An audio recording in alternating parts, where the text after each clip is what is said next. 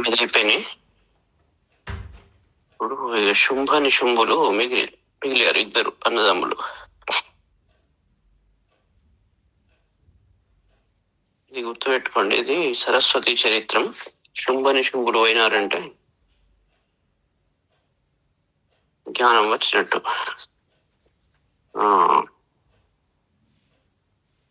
ఓం రాజోవాచ విచిత్రం ఇదం ఆఖ్యాతం భగవన్ భవతా మమ దేవ్యాశ్చరితమాహత్మ్యం రక్త బీజవదాశ్రితం. సురథుడు అంటున్నాడు, రాజు, ఓ మహర్షి, ఇదం విచిత్రం ఆఖ్యాతం, హే భగవన్, నాకు ఈ రక్త బీజునికి సంబంధించిన చరిత్రను చెప్పారు. అది ఎట్లాంటిదంటే విచిత్రమైనది. అలాంటి అమ్మవారి కథను చెప్పారు. ఇప్పుడు భూయః చ ఇచ్చామి అహం శ్రోతుం రక్త బీజే నిపాతితే చకార శుంభో యత్కర్మ నిశుంభశ్చాతి కోపన. ఆ తర్వాత ఈ రక్త బీజుడు చనిపోయినాక రక్త బీజే నిపాతితే, రక్త బీజుడు చస్తూ ఉండగా అన్నట్టు. మళ్ళీ ఇది సతీ సప్తమి. ఇప్పుడు ఏంటి? శ్రోతుం ఇచ్చామి. ఏమిటి అంటే శుంభో యత్కర్మ, ఈ శుంభుడు ఏం చేశాడు. తర్వాత నిశుంభశ్చాతి కోపన, అతి క్రోధ స్వభావుడైన నిశుంభుడు ఏం చేశాడు. వీళ్ళిద్దరూ ఇంకా ఏం చేశారు తర్వాత అని అడుగుతున్నాడు. అప్పుడు మళ్ళీ ఋషి చెప్తున్నాడు, చకార కోపం అతులం రక్త బీజే నిపాతితే శుంభాసురో నిశుంభశ్చ హతేష్వన్యేషు చ అహవే. రక్త బీజే నిపాతితే, రక్త బీజుడు చస్తూ ఉండగా అతులం కోపం చకార, చాలా గొప్ప లెక్కలేని కోపాన్ని చేశారు. ఎవరు? అసుర శుంభ, శుంభుడు తర్వాత నిశుంభ, ఇద్దరు. హతేషు అన్యేషు చాహవే, ఆహవే యుద్ధంలో అందరూ, ఎవరెవరు? రక్త బీజుడు చచ్చాడు, తర్వాత సైన్యం, వాళ్ళందరూ చస్తూ ఉండగా శుంభ నిశుంభులు చాలా కోపం చేశారు. అంటే క్రోధ స్వభావులు అయినారు. ఏం చేయాలి, వీళ్ళు ఇంత ఘోరం చేస్తున్నది దేవి అని క్రోధం చేశారు. అన్యమానం మహాసైన్యం విలోక్యామర్షం ఉద్వహం అభ్యదావత్ నిశుంభోత ముఖ్యయాసుర సేనయ. హన్యమానం మహాసైన్యం, మహాసైన్యం మొత్తం సైన్యం అంతా హన్యమానం చంపబడినదైన మహాసైన్యాన్ని విలోక్య అంటే చూసి, అమర్షం ఉద్వహన్ కోపాన్ని తెచ్చుకొని, అభ్యదావన్ ఏది నిశుంభుడు ఆ చనిపోయిన సైన్యాన్ని చూసి చాలా కోపంతో కూడి ముఖ్యమైన అసురసేన వెంట పట్టుకొని అభ్యదావత్ ముందరికి పోయినాడు. తస్యాగ్రత సతా పృష్ఠే పార్శ్వయోశ్చ మహాసుర సందష్టౌష్టపుటా క్రుద్ధ హంతుం దేవీం ఉపాయయో. ఆ నిశుంభుని ముందు వెనుకలు, రెండు పక్కలు, ఇరు పార్శ్వాలు, పృష్ఠే పార్శ్వయో, వెనుక వైపు తర్వాత పక్కల వైపు పెద్ద పెద్ద రాక్షసులు ఉన్నారు, మహాసుర. అగ్రత ముందు కూడా, ముందు వెనుక పక్కలకు అందరు రాక్షసులను పెట్టుకొని వాడు క్రోధంతో పెదవులు ఇట్లా కొరుక్కుంటూ, ఆ కోపంతో ఇట్లా పెదవులను కొరుకుతూ వాడు దేవీం ఉపాయయు, దేవీం హంతుం ఉపాయయు, క్రోధంతో దేవిని చంపడానికి ముందుకు పోయాడు. చివరి రాక్షస ఆలోచనలు అన్నట్టు, అజ్ఞానపు ఆలోచనలు ఇవి. ఆజగామం మహావీర్య శుంభోపి స్వబలైర్వృత నిహంతుం చండికాంకోపాత్ కృత్వా యుద్ధం మాతృభిః. తర్వాత మహావీర్య శుంభోపి, మహావీరుడైన శుంభుడు కూడా, స్వబలైర్వృత తన బలంతో కూడిన వాడై, చండికాం నిహంతుం ఆజగామ చండికను చంపడానికి వెళ్ళాడు. కోపాత్ కృత్వా యుద్ధంతో మాతృభిః అంటే అమ్మవారి ఆ మాతృకలతో, బ్రాహ్మ్యాది మాతృకలతో యుద్ధం చేసి చండికను చంపడానికి వెళ్ళాడు అన్నట్టు. దానికోసం తతో యుద్ధం అతీవాసి దేవ్యా శుంభ నిశుంభయో శిరవర్షం అతీవోగ్రం మేఘయోరివ వర్షతో. అప్పుడు యుద్ధం తతః అప్పుడు యుద్ధం అసీవాసీత్ అతీవ ఆసీత్ దేవ్యా శుంభ నిశుంభయో దేవికి తర్వాత శుంభ నిశుంభుల మధ్య భయంకరమైన యుద్ధం జరిగింది. శిరవర్షం అతీవోగ్రం అంటే మేఘాలు, ఎట్లా అంటే బాణవర్షం, ఉగ్రమైన బాణవర్షం అక్కడ సంభవించింది. మేఘయోరివ వర్షతో మేఘాల నుండి వర్షం ఎట్టనైతే పడుతుందో అట్లా బాణవర్షం కురిసింది. అంటే ఇక్కడ వీళ్ళ ఇద్దరు మేఘాల్లాగా కంపేర్ చేశాడు శుంభ నిశుంభులు. వాళ్ళ నుంచి బాణవర్షం అమ్మవారి మీద వాళ్ళు ప్రయోగించారు. చిచ్చేదాస్తాన్ చిరాస్తాభ్యాం చండికా స్వశిరోత్కరై తాడయామాస చాంగేషు శస్త్రౌఘై అసురేశ్వరం. అప్పుడు ఆ విధంగా వాళ్ళు చేస్తే అమ్మవారు వాళ్ళ బాణాలన్నిటినీ తన బాణ సముదాయంతో ఆమె ఛేదించింది. అదే కాకుండా వాళ్ళ అంగాల మీద అంటే వాళ్ళ యొక్క శరీరం మీద అంగేషు తాడయామాస అసురేశ్వరవు అంటే ద్వివచనం ఇద్దరు శుంభ నిశుంభులు శస్త్రౌఘై శస్త్రాలతో, శస్త్రాల ఊహం అంటే సమూహంతో, శస్త్ర సమూహంతో ఆ దేవి వాళ్ళిద్దరి అంగాలయందు కొట్టింది బాణాలతో. తర్వాత నిశుంభో నిశితం ఖడ్గం చర్మచాదాయ సుప్రభం అతాడయన్ మూర్ధ్ని సింహం దేవ్యా వాహనం ఉత్తమం. అప్పుడు నిశుంభుడు ఏం చేశాడు అంటే ఖడ్గం, నిశితం ఖడ్గం, ఒక బాగా తీక్ష్ణమైన ఖడ్గాన్ని తెచ్చుకొని తర్వాత డాలు అవి తీసుకొని ఎవరిని కొట్టాడు అంటే దేవ్యాహ వాహనం ఉత్తమం సింహం, దేవి యొక్క వాహనమైన సింహం యొక్క మూర్తి తలపైన కొట్టాడు. అతాడయత తాడితే వాహనే దేవి క్షురప్రేణాసి ఉత్తమం నిశుంభస్యాశు చిచ్ఛేద చర్మ చాప్యష్ట చంద్రకం.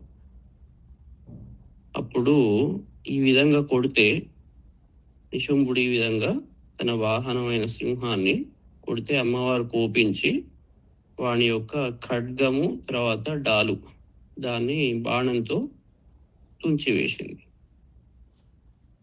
చిచ్ఛేద ఏంటి నిశుంభస్య ఆశు అంటే తొందరగా నిశుంభస్య నిశుంభుని యొక్క చర్మ ఆ యొక్క డాలను తర్వాత అష్టచంద్రకం ఆ అష్టచంద్రకం ఆ బాణం అన్నట్టు ఆ బాణంతో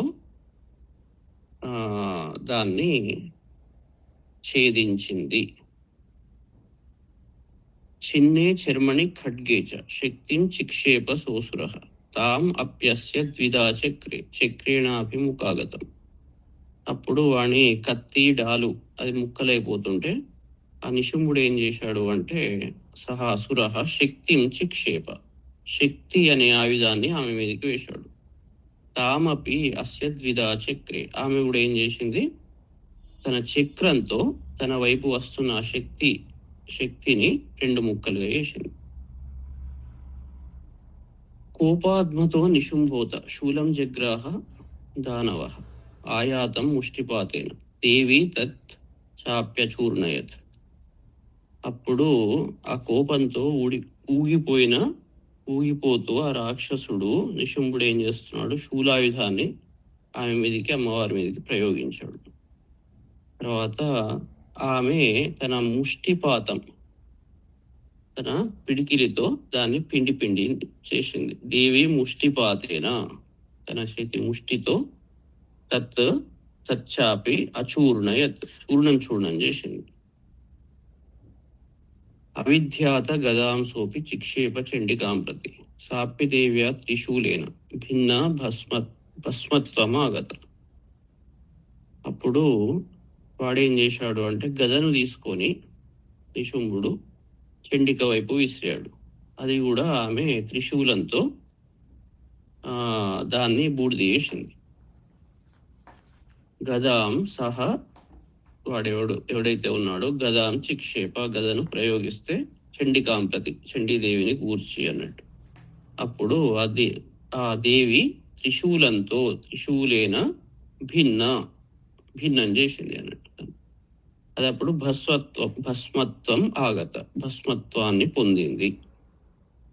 తత పరశుహస్తం తమాయాంతం దైత్య పుంగవం ఆహత్య దేవి బాణౌగై అపాతయత భూతలే.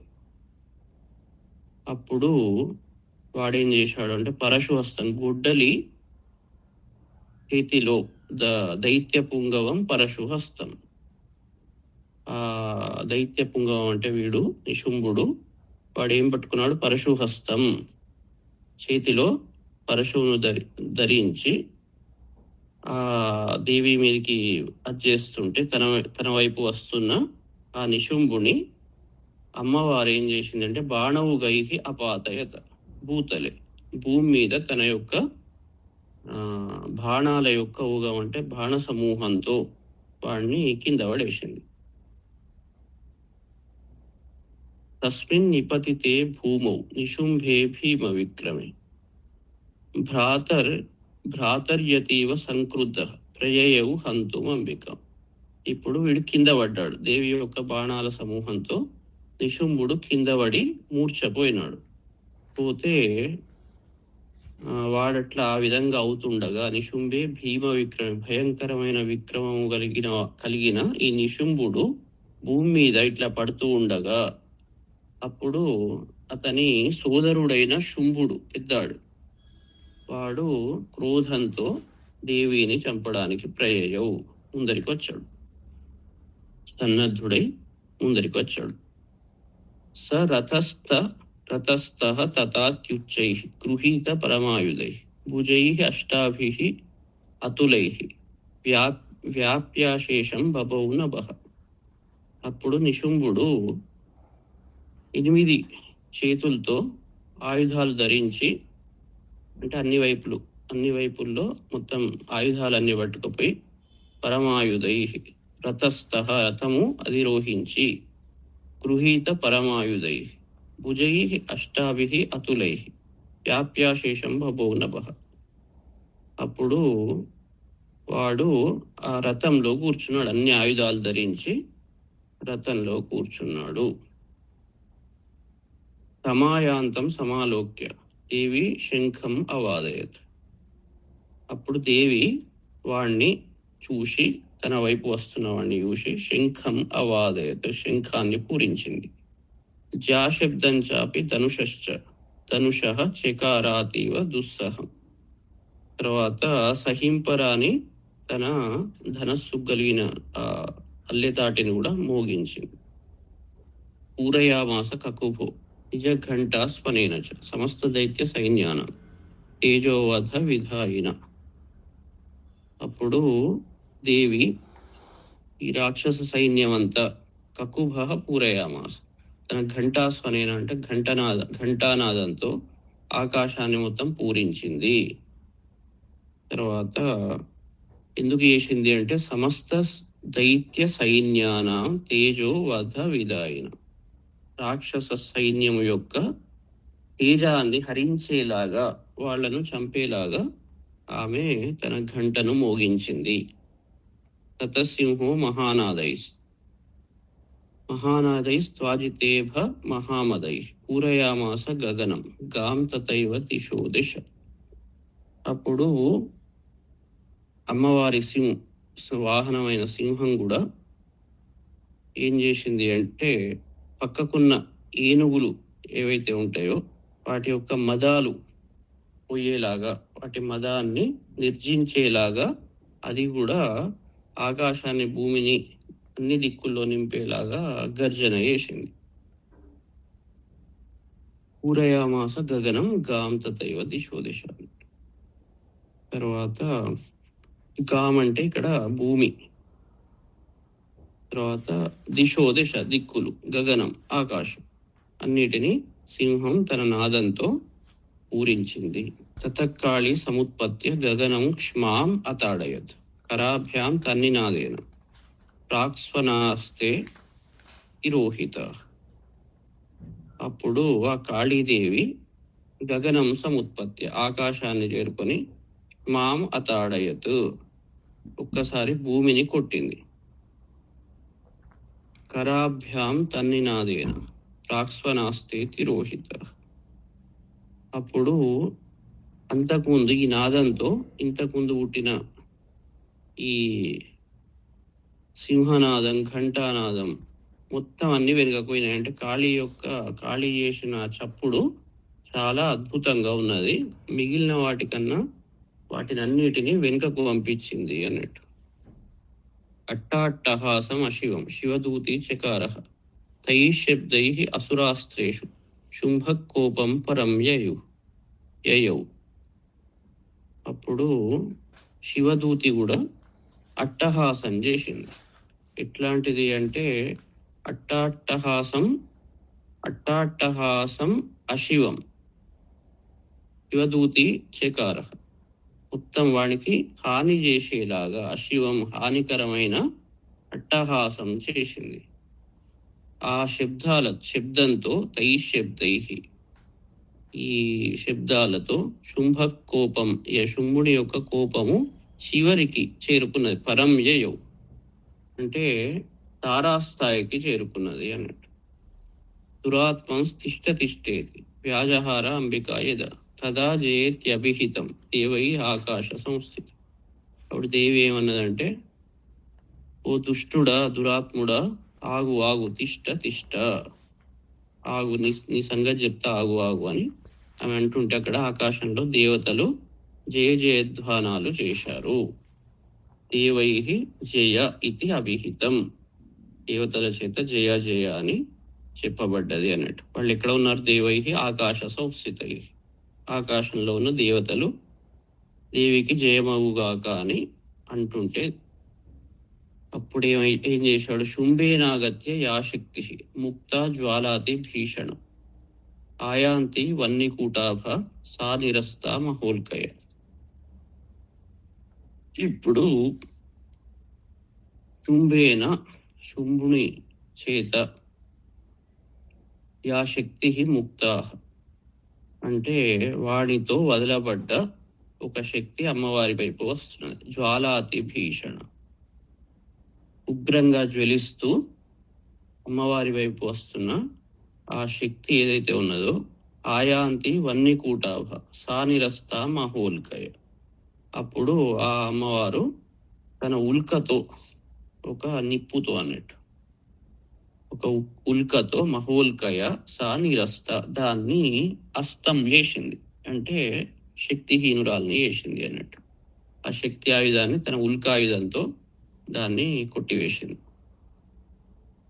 తర్వాత సింహనాదేన శుంభస్య వ్యాప్తం లోకత్రయాంతరం నిర్ఘాత నిస్వనో ఘోరో జితవాన్ అవనీపతే. అప్పుడు శుంభస్య సింహనాదేన, ఈ శుంభుడు సింహనాదం చేస్తే అది వ్యాప్తం లోకత్రయాంతరం భూభువ స్వహ మూడు లోకాలు అది వ్యాపించింది. వ్యాపిస్తే నిర్ఘాత నిస్వనో ఘోరో జితవాన్ అవనీపతే. అప్పుడు వాడు శుంభుడు చంపుండి కొట్టుండి అని వాడు సింహగర్జన చేస్తున్నాడు అన్నట్టు. అక్కడ అందరు రాక్షసులకు ఉత్సాహం చేస్తున్నాడు. శుంభముక్తాన్ శరాన్ దేవి శుంభస్తత్ ప్రతిహితాన్ శరాన్ చిచ్ఛేద స్వశరైరుగ్రై శతశోత సహస్రశ. అప్పుడు శుంభముక్తాన్ శరాన్, ఈ శుంభునితో వదలబడ్డ బాణాలను ఆ దేవి శుంభ ప్రతిహితాన్ శరాన్, వాడు ఆ శుంభుడి యొక్క ఆ బాణాలను దేవి తన బాణాలతో స్వశరై ఉగ్రై శతశోత సహస్రశ వాటిని మొత్తం 100 ముక్కలు 1000 ముక్కలుగా ఖండించి పడేసింది, తునకలుగా చేసేసింది. తతస్సా చండికా క్రుద్ధ శూలేన అభిజఘానతం స తదాభి హతో భూము మూర్ఛితో నిపపాతః. అప్పుడు సా చండిక, ఆ దేవి, క్రోధంతో శూలేన అభిజఘాన, శూలంతో వాణ్ణి కొట్టింది. అప్పుడు తదా అభిహతో భూము, వాడు ఆ విధంగా కొట్టబడి భూమి మీద మూర్ఛపోయినాడు. మూర్ఛితో నిపపాతః. శుంభుడు ఇంతకుముందే మూర్ఛపోయినాడు, ఇప్పుడు నిశుంభుడు ఇంతకుముందే మూర్ఛపోయినాడు, ఇప్పుడు శుంభుడిని కొట్టింది. శుంభుడు కింద పడ్డాడు, వాడు కూడా మూర్ఛపోయినాడు. వీడు మూర్ఛపోగానే మళ్ళీ నిశుంభుడు లేచాడు. తతో నిశుంభ సంప్రాప్య చేతనామాత్త కార్ముకః ఆజఘాన శరైర్దేవి కాళీం కేసరిణం తత. నిశుంభుడు ఇప్పుడు చేతనను పొందాడు. శుంభుడు కింద పడ్డాడు, నిశుంభుడు మళ్ళీ నిద్ర లేచాడు. మూర్ఛ నుండి లేచి శరైర్దేవీం కాళీం కేసరిణం ఆజగాన, వాడు బాణాలతో దేవిని, కాళీని, తర్వాత సింహాన్ని బాణాలతో కొట్టాడు. ఇప్పుడు అంటే అటు ఇటు ఆల్టర్నేట్ నడుస్తున్నది. మొదలు నిశుంభుడు చేశాడు, వాడు కింద పడ్డాడు. మళ్ళీ శుంభుడు వచ్చి వాడు వేసి వాడు కింద పడ్డాడు. మళ్ళీ నిశుంభుడు నిద్ర లేచాడు. పునశ్చ కృత్వా బాహూనాం అయుతం ధనుజేశ్వర చక్రాయుధేన తితిజశ్చాదయామాస చండిక. వాడేం చేశాడు, నిశుంభుడు తన యొక్క చేతులను మాయతో తన బాహువులను 10,000గా వేసుకున్నాడు. బాహూనాం అయుతం కృత్వ, తన చేతులను 10,000లాగా చేసుకొని చక్రాయుధేన దితిజ చాదయామాస చండిక, చండికాదేవిని తన చక్రాయుధంతో కప్పివేశాడు. చాదయామాస, కప్పివేశాడు. తతో భగవతి క్రుద్ధ దుర్గార్తి నాశిని చిచ్ఛేద తాని చక్రాణి స్వశరై సాయకాంశ్చత. అప్పుడు దుర్గార్తి నాశిని, అన్ని కష్టాలను పోగొట్టే ఆ దుర్గాదేవి, ఆ భగవతి క్రుద్ధ, ఊపించి వాని చక్రాలను స్వశరై, తన బాణాలతో, వాని చక్రాలను బాణాలను, చక్రాణి సాయకాన్ తాన్ స్వశరై చిచ్ఛేద, తన బాణాలతో అన్నిటిని ముక్కలు ముక్కలుగా వేసి పడేసింది. తతో నిశుంభో వేగేన గదాం ఆదాయ చండికాం అభ్యదావత వై హంతుం దైత్యసేనా సమావృత. అప్పుడు నిశుంభుడు వేగంతో గదాం ఆదాయ, గదను తీసుకొని చండికాం ప్రతి, చండికను గూర్చి వాడు అభ్యదావత, ముందరికి సమీపించాడు. దైత్యసేనా సమావృత, మొత్తం సేనంతా తీసుకొని వేగంతో గదను తీసుకొని చండికను గూర్చి చంపుటకు వాడు ముందరికి పోయినాడు అన్నట్టు. తస్యాపదత ఏవాషు గదాంచిచ్చేద చండిక ఖడ్గేన శితధారేణ సచ శూలం సమాదది. అప్పుడు ఆ విధంగా వస్తుంటే చండికాదేవి వాణ్ణి తన ఖడ్గంతో దాన్ని, గదను ముక్కలు ముక్కలుగా వేసింది. ఖడ్గేన శితధారేణ, వాడి అయిన ఖడ్గం అన్నట్టు, తీక్ష్ణమైన తన ఖడ్గంతో వాడిని ముక్కలు ముక్కలుగా చేసింది. గదాం చిచ్చేద, గదను ముక్కలు ముక్కలుగా చేసింది. తర్వాత ఏం చేశాడు, శూలం సమాదది. ఇప్పుడు శూలాన్ని తీసుకున్నాడు. గదను ముక్కలు చేస్తే శూలాన్ని తీసుకున్నాడు. శూలహస్తం సమాయాంతం నిశుంభం అమరార్ధనం హృది వివ్యాధ శూలేన వేగావిద్ధేన చండిక. సమాయాంతం, తన వైపు వస్తున్న ఆ నిశుంభుణ్ణి, వాడు ఎట్లాంటి వాడంటే అమరార్ధనం అంటే దేవతల శత్రువు, దేవతలను పీడించేవాడు. వాడు ఏం చేసుకున్నాడు, శూలహస్తం, శూలాన్ని చేతిలో పట్టుకున్నాడు. అలా పట్టుకొని వస్తున్న వాణ్ణి హృది వివ్యాధ శూలేన వేగావిద్ధేన చండిక, వాని హృదయంలో తన శూలాయుధంతో వాని హృదయంలో వేటు వేసింది అన్నట్టు. వివ్యాధ, ఆ విధంగా భిన్నస్య తస్య శూలేన హృదయాన్ నిస్సృతో అపరః మహాబలో మహావీర్య ఇష్టేతి పురుషో వదన్. అప్పుడు ఈ విధంగా దేవి అమ్మవారు శూలాయుధంతో వాడి హృదయ స్థానం మీద ప్రయోగిస్తే ఆ హృదయం అంతా చీల్చబడి దాంట్లో నుంచి ఇంకోడు పరాక్రమశాలైన బలవంతుడు వాడు బయటికి వచ్చాడు. బయటికి వచ్చి వాడు తిష్ట దేవిని ఆగు ఆగు అని అంటున్నాడు అన్నట్టు. తస్య శూలేన భిన్నస్య హృదయాత్ నిసృతో అపరహ. ఆ విధంగా చీల్చబడుతుండగా హృదయం నుండి అపరహ ఇంకొకడు బయటికి వచ్చాడు. వాడేవాడు మహాబలుడు, మహావీర్య పురుష. అప్పుడు తస్య నిష్క్రామతో దేవి ప్రహస్య స్వనవత్తతః శిరచిచ్ఛేద ఖడ్గేన తతో అసావ పతద్భువి. అప్పుడు తన ఖడ్గంతో దేవి ఏం చేసింది, ఆ బయటికి వచ్చిన పురుషుణ్ణి శిరచిచ్ఛేద వాణి శిరస్సును ఖండించింది. అంటే ఇక్కడ ఎన్ని యాక్టివిటీస్ జరుగుతున్నాయో బాగా అబ్జర్వ్ చేయండి. దీన్ని అట్లా వదిలిపెట్టకుండా అన్నిటికీ ఒక లాజిక్ ఉంటుంది అన్నట్టు. తతసింహశ్చ కాదోగ్రం దంష్ట్రాక్షుణ్ణ శిరోధరాన్ అసురాన్ తాం తథా కాళి శివదూతి తథాపర. వాడు ఆ పురుషుణ్ణి ఖండించి వేసింది. వాడు నేల మీద పడ్డాడు. తర్వాత నిశుంభుడు చచ్చాక అప్పుడు సింహం ఏం చేసింది అంటే ఇక మిగిలిన రాక్షసులను వాళ్ళ తలలను చీల్చుకుంటూ తినివేసింది. అట్లనే కాళీ శివదూతి మిగిలిన రాక్షసులను కూడా చంపివేశారు. కౌమారీ శక్తి నిర్భిన్న కేచిత్ నేషుర్ మహాసుర బ్రహ్మాణి మంత్రభూతేన తోయేనాన్యేని రాకృత.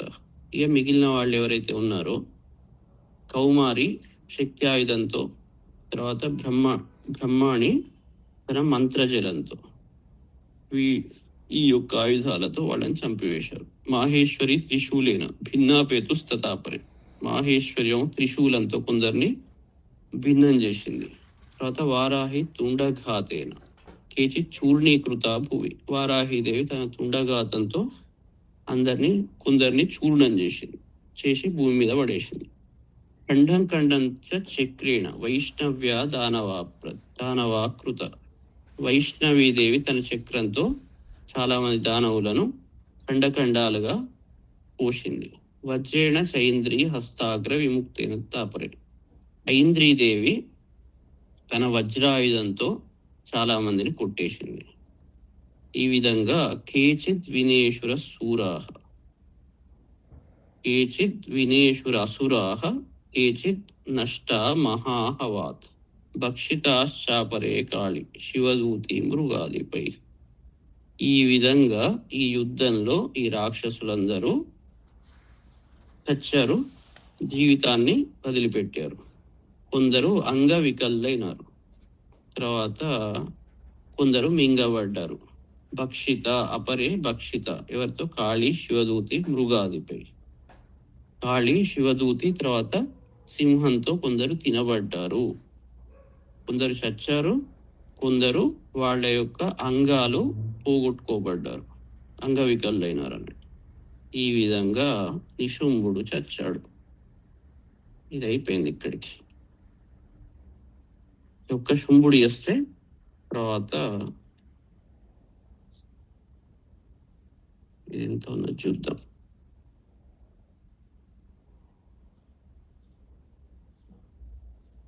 తొందరనే అయిపోయింది.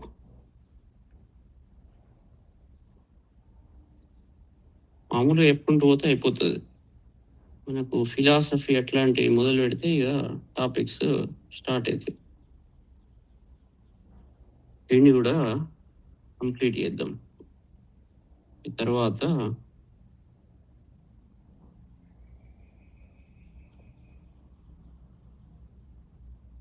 చేసే ముందు మళ్ళీ ముఖ్యమైన విషయం ఏంటంటే వీళ్ళందరూ ఎక్కడి నుంచి పుడతారు అంటే ఇవేమో అజ్ఞానం నుంచి పుట్టినాయి. కానీ అజ్ఞానం కూడా మళ్ళీ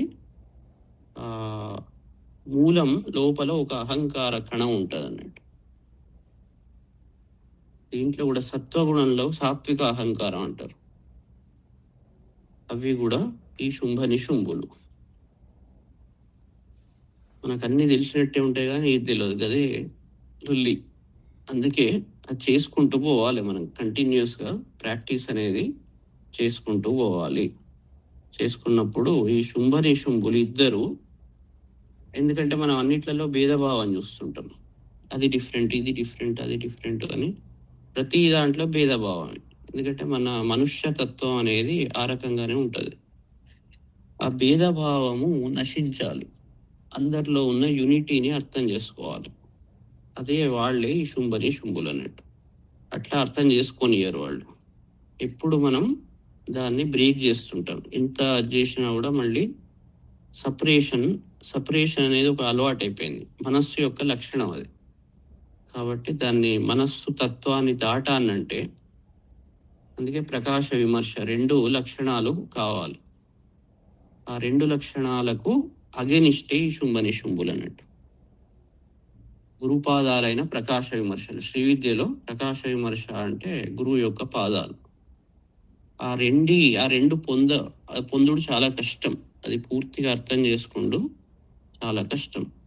ఎందుకు కష్టం అంటే, మనలో ఉన్న ఈ అహం, నేను అనే ఒక న్యాచురల్గా పుట్టిన భావన, అది పరిపూర్ణంగా పోనంత వరకు, పోవడం అంటే ఎట్లా పోతుంది అంటే అవగాహనతో పోతుంది. మనం ఏదో ఏం మారవలసిన అవసరం లేదు, అవగాహన చేసుకోవాలి. పరిపూర్ణంగా మన ఆలోచనలను బాగా విశ్లేషించి దాని మూల స్థానాన్ని తెలుసుకొని ఆ అవగాహనతో ఈ శుంభ నిశుంభులు పోతారు.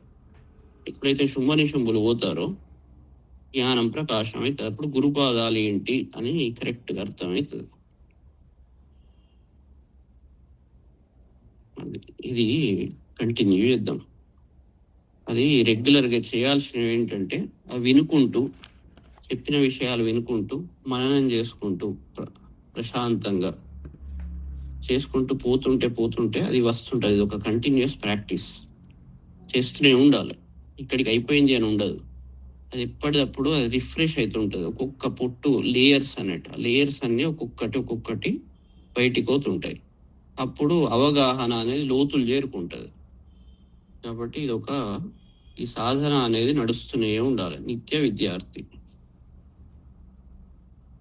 అయితే ఇప్పుడు ఋషి చెప్తున్నాడు ఏంది, నిశుంభం నిహతం దృష్ట్వా, నిశుంభుడు చావడం చూసి, భ్రాతరం ప్రాణ సంహితం, వానికి ప్రాణం లాంటి వాడు, ప్రాణ సమానుడైన సోదరుడు నిశుంభుడు, తర్వాత రాక్షస సైన్యం అన్యమానం బలం చేయవ, ఆ రాక్షస సైన్యం, తర్వాత ప్రాణ సమానుడైన సోదరుడు, వీళ్ళు చావడం చూసి శుంభ క్రుద్ధో అబ్రవీత్ వచః, శుంభుడు క్రోధంతో ఈ విధంగా అన్నాడు, బలావలేపా దుష్టేత్వం మాదుర్గే గర్వమావహ, అన్యాసాం బలం ఆశ్రిత్య యుద్ధసే యాతి మానిని.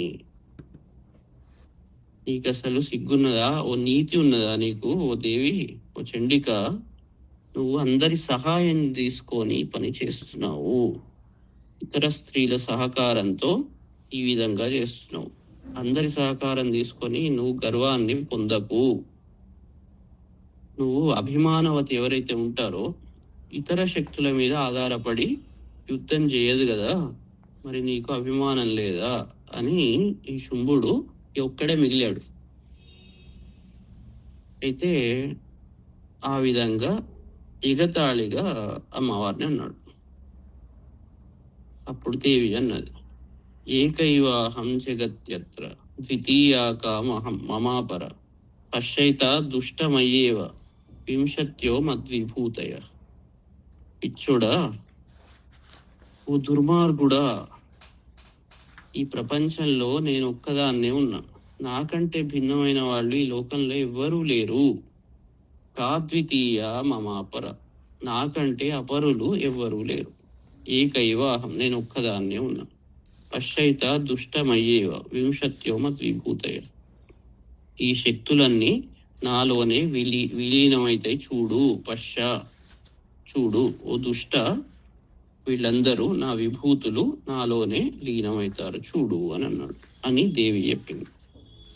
తత సమస్తాస్తా దేవ్యో బ్రహ్మాణి ప్రముఖాలయం తస్యా దేవ్యాస్తనౌ జగ్ముః ఏకైవాసి తతాంబిక. అప్పుడు ఈ బ్రహ్మాణి మొదలైన దేవతలందరూ ఆ జగన్మాత అయిన చండిక శరీరంలో లయమైపోయినారు. ఆమె ఒక్క ఆమెనే మిగిలిపోయింది. దేవ్యువాచ అహం విభూత్య బహుభిః ఇహ రూపైర్యదా స్థిత తత్సంహృతం మయైకైవ తిష్టామ్యాజౌ స్థిరో భవ. ఇప్పుడు అన్ని ఉపసంహరించుకున్న నా విభూతులు ఏవైతే ఉన్నారో అన్నారు కదా, సప్తమాతృకలు, ఇంకా ఏవో కళలు అన్నీ ఏవైతే ఉన్నాయో నా విభూతులు, అవన్నీ కూడా ఇప్పుడు ఇలాంటి అనేక రూపాలు నేను ధరిస్తాను. అవన్నీ కూడా ఇప్పుడు ఉపసంహరించుకున్నాను. అవన్నీ నాలోనే లీనమైనవి. ఇప్పుడు ఒంటరిగానే యుద్ధం చేస్తా. మరి ఇక రెడీగా ఉండు. ఇంతసేపు అందరితో కలిసి ఏదో చేస్తున్నావు అని అంటున్నావు కదా, సరే ఒక్కడినే నిలుస్తా, ఒక్కదాన్నే నిలుస్తా, సరే యుద్ధం చేయి నాతో అని దేవి అన్నది. ఋషి చెప్తున్నాడు. తత ప్రవవృతే యుద్ధం దేవ్యాః శుంభస్య చోభయో పశ్యతాం సర్వదేవానాం అసురాణాంచ దారుణం.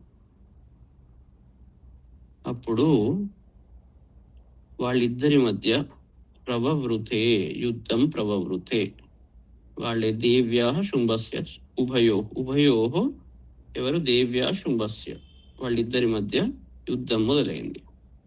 అప్పుడు ఈ దారుణమైన యుద్ధాన్ని సర్వదేవానాం అసురాణం, రాక్షసులు దేవతలు అందరూ దీన్ని చూస్తున్నారు అన్నట్టు. స్థిరవర్షైః శితైః శస్త్రైః తథాస్త్రైశ్చైవ దారుణైః తయోర్యుద్ధం అభూత్ భూయః సర్వలోక భయంకర.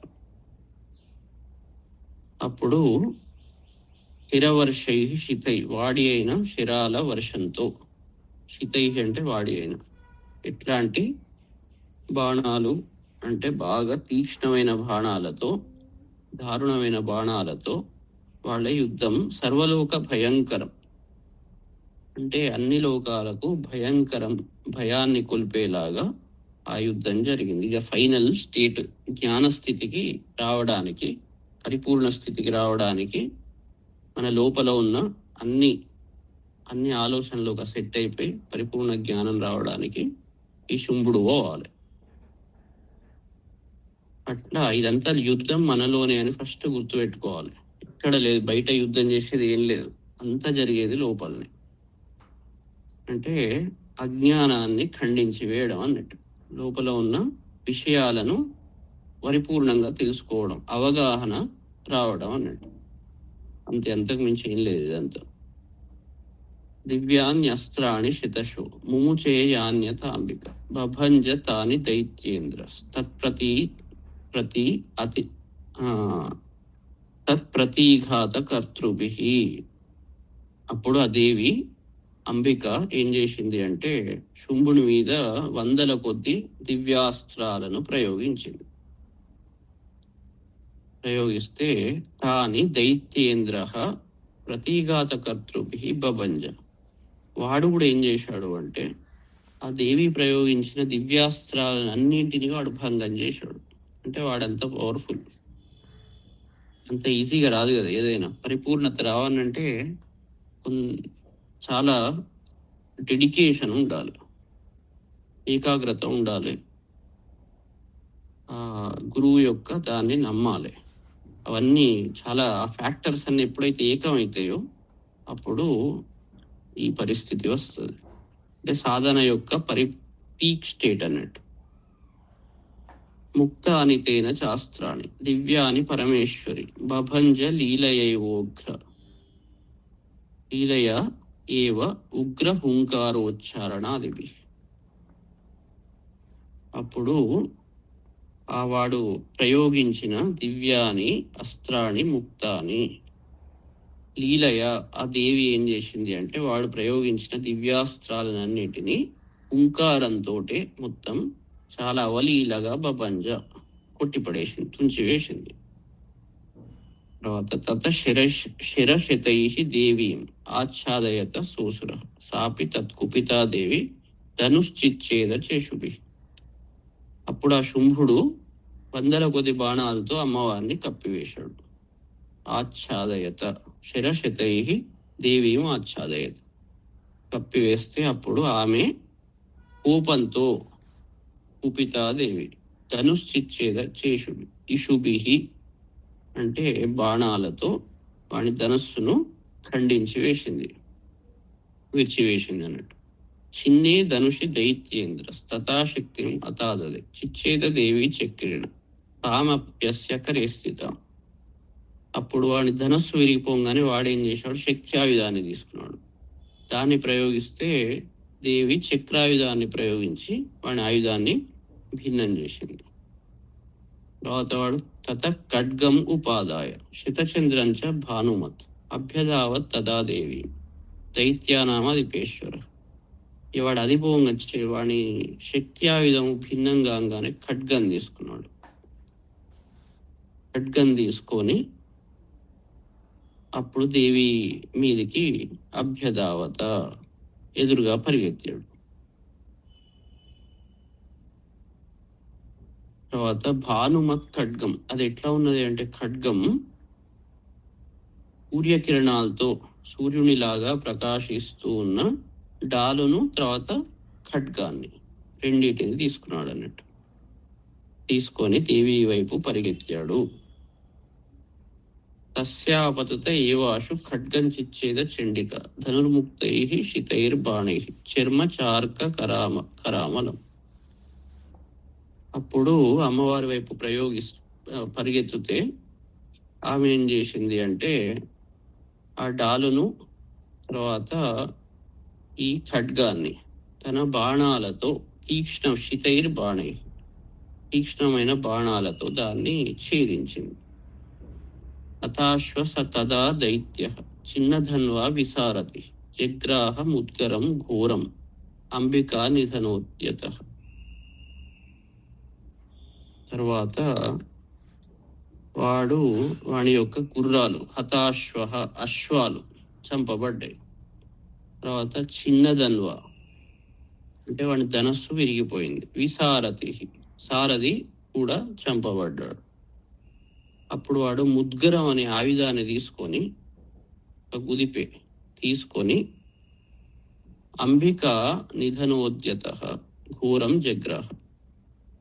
వాడు ఇవన్నీ పోతుంటే దేవిని చంపడానికి ఒక ముద్గరం అనే ఆయుధం తీసుకున్నాడు చేతిలోకి.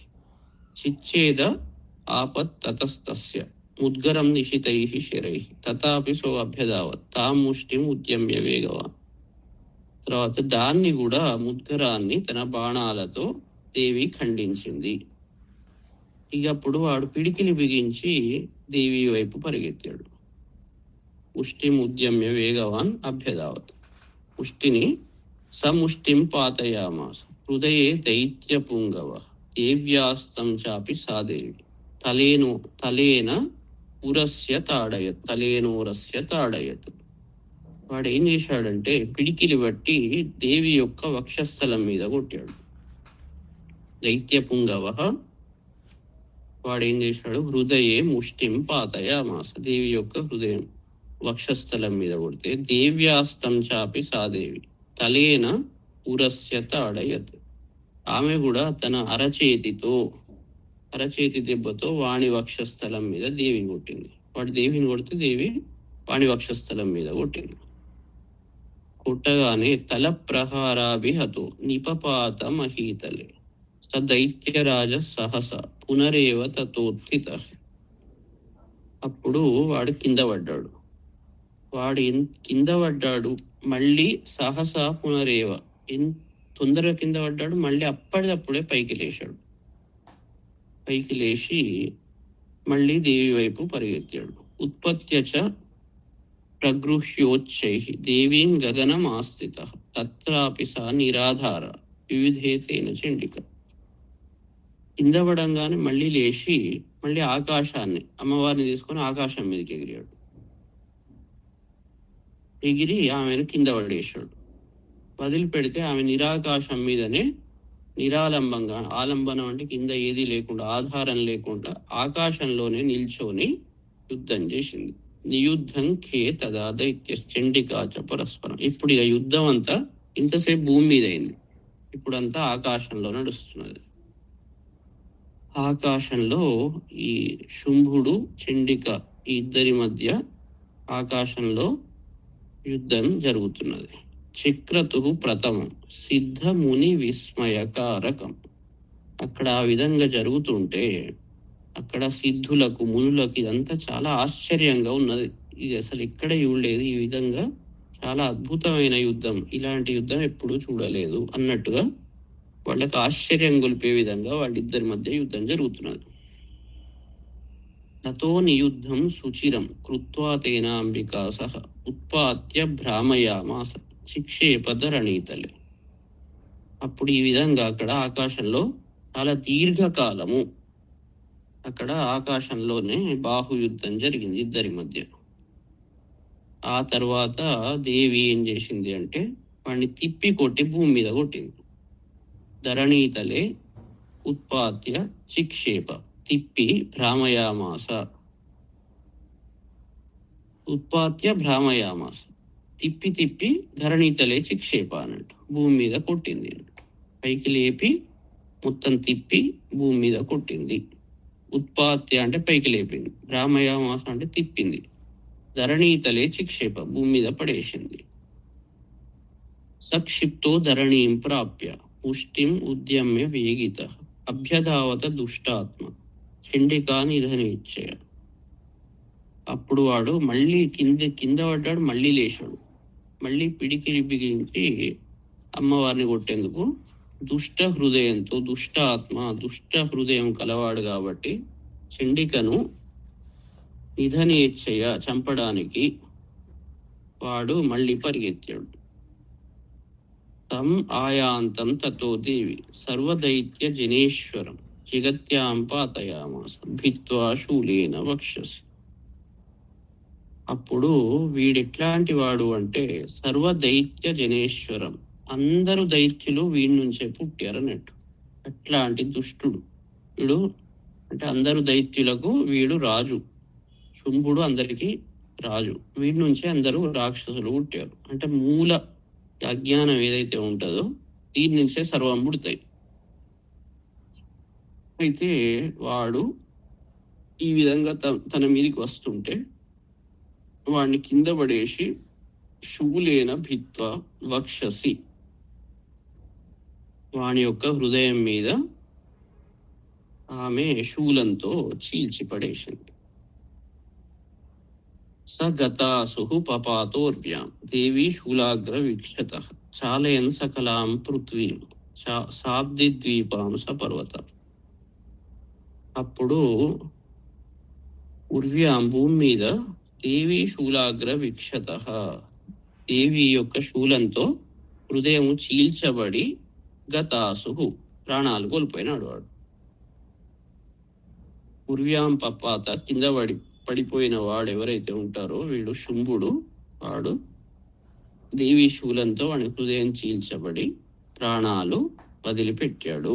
చాలయన్ సకలాం పృథ్వీం సాబ్దిద్వీపాం సపర్వత. అప్పుడు వాడు పడిపోయినప్పుడు పృథ్వీ ద్వీపాలు పర్వతాలు మొత్తం అన్ని ఒక్కసారి అటు ఇటు కదిలిపోయినాయి, అన్నిటిని కంపింపజేస్తూ వాణి శరీరం కింద పడిపోయింది అని చెప్తున్నాడు. తత ప్రసన్నం అఖిలం హతే తస్మిన్ దురాత్మని జగత్ స్వాస్థ్యం అతీవాప నిర్మలం చాభవన్నభ. వాడొక్కసారి కింద పడిపోగానే చావగానే ప్రపంచమంతా ఆనందభరితమైంది. మూల దుష్టతత్వం ఎగిరిపోగానే ప్రపంచం అంతా ఆనందభరితమైంది, జగత్తంతా ఊపిరి పీల్చుకున్నది. అప్పుడు నిర్మలం చాభవన్ అభ అంటే ఆకాశం అంతా చాలా నిర్మలంగా ప్రకాశించింది. ఉత్పాత మేఘ సోల్కాయే రాఖా సంస్థే శిమం యయు సరితో మార్గవాహిన్య తథా సంస్తత్ర పాతితే. అంతసేపటి వరకు ఏదైతే వాడు చచ్చే ముందు ఆ అగ్నిశకలాలను వర్షించే మేఘాలన్నీ కూడా అవన్నీ శాంతి పొందింది. ఉత్పాత మేఘ సోల్కా క్షమం యయు అంటే శాంతిని పొందినవి. తరువాత నదులు కూడా సరిత అంటే నదులు కూడా అవి ఇదివరకు ఏ రకంగా ఉండేనో యథాపూర్వంగా మంచిగా ప్రవహించడం మొదలుపెట్టినవి. తతో దేవగణ సర్వే హర్ష నిర్భర మానస. అప్పుడు దేవగణాలన్నీ ఆనందంతో హర్ష నిర్భర మానస ఆనందమైన మనస్సులు కలవారై ఉన్నారు. బభూహు నిహతే తస్మిన్ గంధర్వ లలితం జగు. గంధర్వులు వాళ్ళు మనోహరములైన రాగాలనన్నీ పాడారు. గంధర్వ లలితం జగు అవాదయన్ తథైవాన్ని నృతు చాప్సరోగణ. అప్సర స్త్రీలు నాట్యం చేశారు. తర్వాత వపుహు పుణ్య తథా వాత.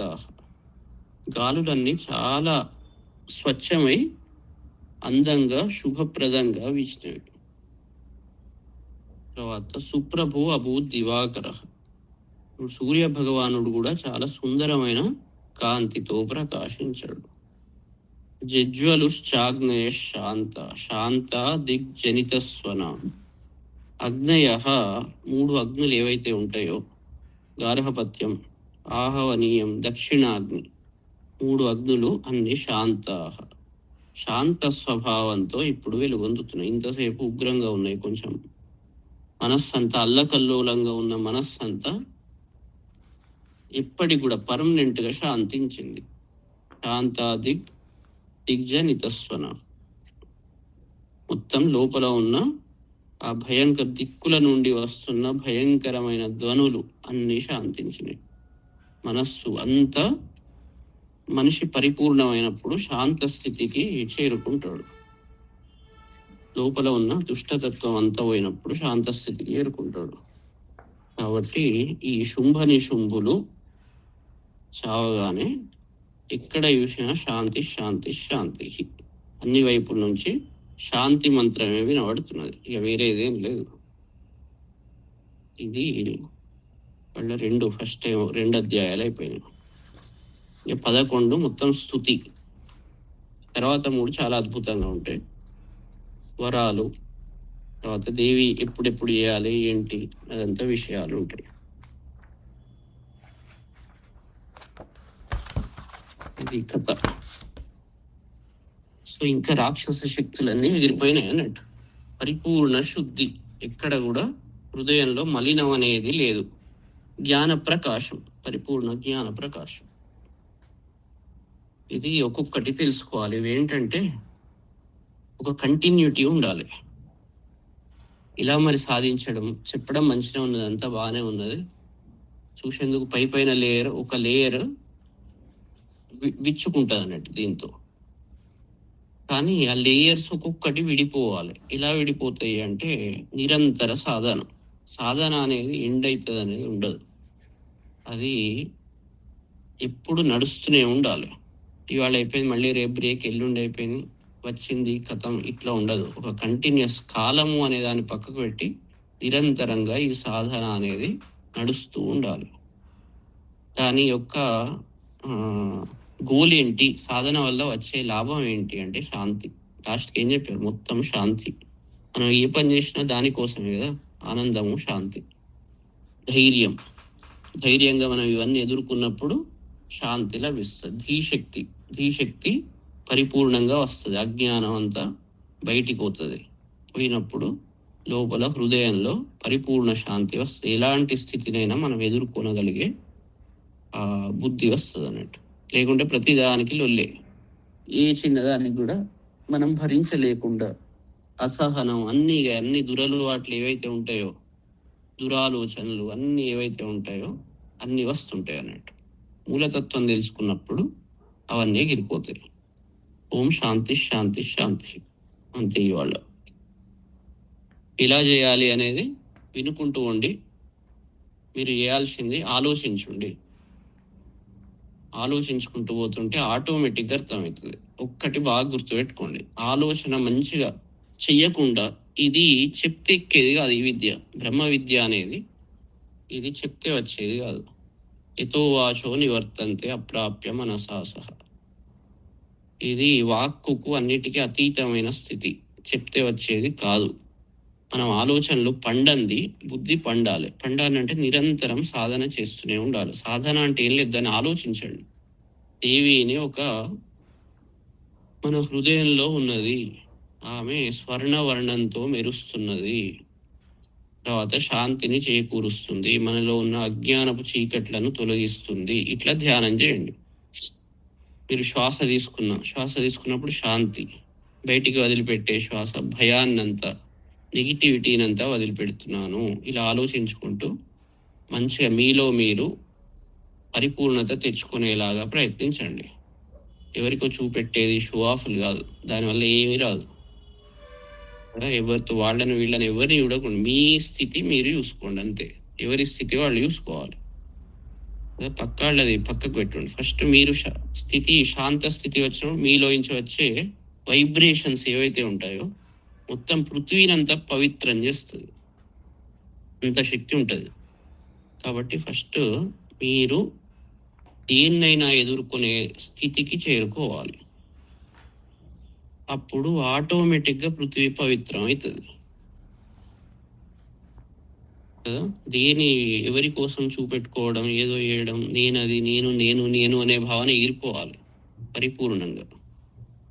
అప్పుడే శుంభ నిశుంభులు పూర్తిగా చచ్చినట్టు, చండీ సప్తశతి పరిపూర్ణమైనట్టు. కాబట్టి మిమ్మల్ని మీరు పవిత్రం చేసుకోవడం, ఆ ప్రాసెస్ చేసుకోవాలి. అదేంటి అంటే ఆలోచన ద్వారా. దాన్ని ఏమంటారు? తపస్సు. తపస్సు అంటే కూర్చొని ఏదో అడవులకు ఏదో చేసేది కాదు. ఇదంతా ఇక్కడనే ఉండి అన్నిటిని ఎదుర్కొంటూ ధైర్యంగా శాంత స్థితిలో అన్నిటిని ఎదుర్కోవాలి. దుఃఖాలు వచ్చినా సుఖాలు వచ్చినా ఒకేలాగా ఉండి తట్టుకునేలాగా ఉండి అన్నిటి యొక్క అవగాహన తెలుసుకుంటూ ఏంటి దాని అర్థం ఏంటి, ఎందుకు ఈ రకంగా ఆలోచనలు వస్తున్నాయి, ఇట్లా ప్రతిదాన్ని అనాలిసిస్ చేసుకుంటూ మీ పనులను సమర్థంగా ఏకాగ్రతతో నిర్వహించుకుంటూ ఏదైతే గృహస్థ ధర్మాలు ఉంటాయో అన్నిటిని మంచి సామర్థ్యంతో నిర్వహించుకుంటూ ముందరికి పోవాలి. అందరితో ఇంటరాక్షన్ ఏది ఎలా చేస్తే అవుతుంది, మంచిగా అవుతుంది. మళ్ళీ ఫలితాలను ఆలోచించకుండా ఇవన్నీ అన్ని మల్టిపుల్ ఉన్నాయి. కానీ ముఖ్యంగా ఏంటి అంటే దాన్ని బేరీజ్ వేసుకుంటే ఎట్లా కరెక్ట్ పోతున్నానా లేదా, దానికి ఒకటే పిరామీటర్. మీరు హృదయంలో పరిపూర్ణంగా శాంతి ఉన్నదా లేదా, లేదా టెన్షన్ పడుతున్నారు, భయం వస్తున్నదా, పెండులం అటు ఇటు కదులుతున్నదా, ఏకాగ్రత లోపిస్తున్నదా. ఇదే క్రైటీరియా అన్నట్టు, కరెక్ట్ ఉన్నామా లేదా అనే దానికి. తేడా వస్తున్నది అంటే ఏం లేదు, కూర్చొని మీరు సరిగ్గా ఏం చేస్తలేరు అంటే అహం అనేది లేస్తున్నది. అహం లేస్తున్నప్పుడు ఇట్లాంటి లక్షణాలు వస్తుంటాయి. దాన్ని పడకుండా పెట్టాలి, వినయంతో పడకుండా పెట్టాలి. అందుకే గురు ధ్యానం చేయాలి. అతను గురువు అంటే ఎక్కడనే ఉండడం అని కాదు, మీలో హృదయంలోనే ఉంటాడు. ఆ దేవి ఎక్కడ ఉంటుంది? హృదయంలోనే ఉంటుంది. ఇద్దరి మధ్య తేడా లేదు. వాళ్లను ధ్యానం చేయండి. ధ్యానం చేసి మనస్సును ప్రశాంతత స్థితికి తెచ్చుకొని ఏకాగ్రతతో పనులు చేయండి. ఇదంతా ఏం లేదు, అది చేసుకుంటూ వెళ్ళిపోవడమే. మళ్ళీ కలుద్దాం రేపు.